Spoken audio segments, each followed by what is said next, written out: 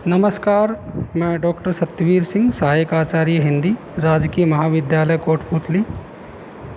प्रिय विद्यार्थियों, आज हम बीए पाठ तृतीय हिंदी साहित्य प्रथम प्रश्न पत्र के अंतर्गत निर्धारित सिलेबस में कवि मैथिली शरण गुप्त की एक अन्य रचना जिसका शीर्षक है यशोधरा, जो खंड काव्य है, उसके कुछ पदों को पाठ्यक्रम में शामिल किया गया है। तो आज हम यशोधरा खंड काव्य का सामान्य परिचय आपके सामने रखना चाहते हैं। सबसे पहले जो यशोधरा खंड काव्य है, इसकी पूर्व पीठिका के रूप में हम एक कथा, एक भावभूमि को आपके सामने प्रस्तुत करना चाहते हैं। विद्यार्थियों, कपिलवस्तु के महाराजा सुधोधन के पुत्र के रूप में भगवान बुद्ध देव का अवतार हुआ। माता माया देवी ने जन्म देकर मुक्ति पाई और महाराजा सुधोधन की उनका निधन हो गया।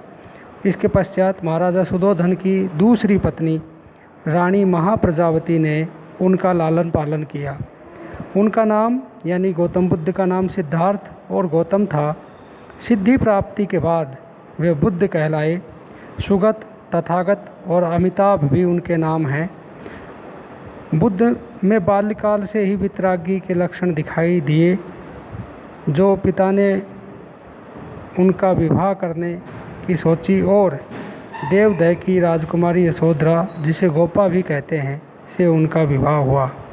बाद में उनसे एक पुत्र की प्राप्ति हुई, परंतु उनका वितराग इतना बढ़ गया कि एक दिन यशोधरा तथा पुत्र राहुल को रात को सोते हुए छोड़कर गौतम बुद्ध वन गमन गए और बाद में आगे की कहानी तो लगभग हम सबको मालूम है।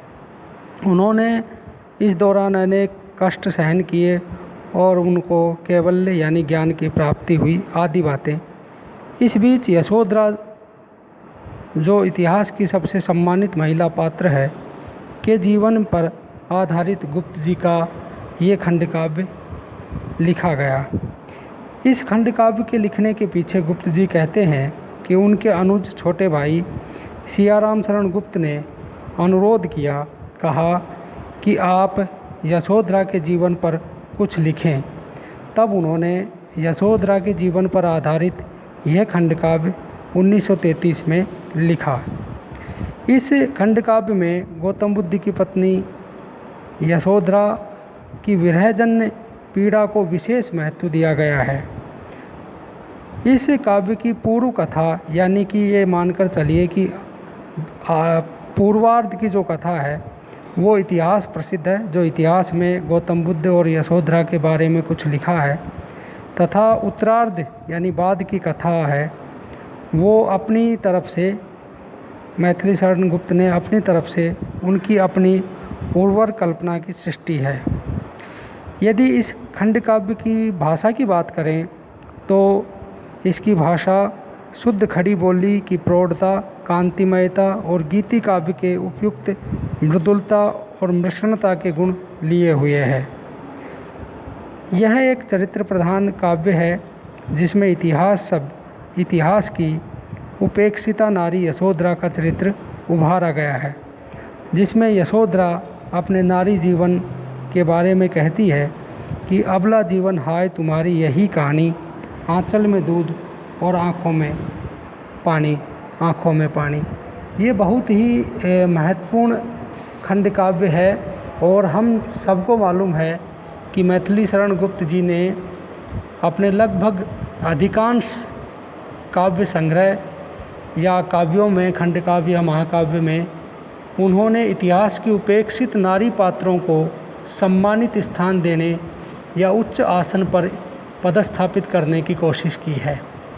आप कल भारत साकेत के बारे में पढ़ रहे थे, उसमें भी जो कई इतिहास की उपेक्षित नारी पात्र है उसको बहुत ही सम्मानजनक स्थान दिया।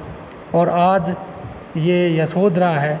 इस यशोधरा में गौतम बुद्ध की प्रसिद्धि को तो हम सब जानते हैं, परंतु उसके पीछे यशोधरा किस तरह से उपेक्षित रहती है और किस तरह से अपना जीवन में वो एक नारकीय जीवन जीवने पर अभिशप्त होती है, पति के बिना एक पत्नी का जीवन किस तरह का हो सकता है, ये सब हम जानते हैं।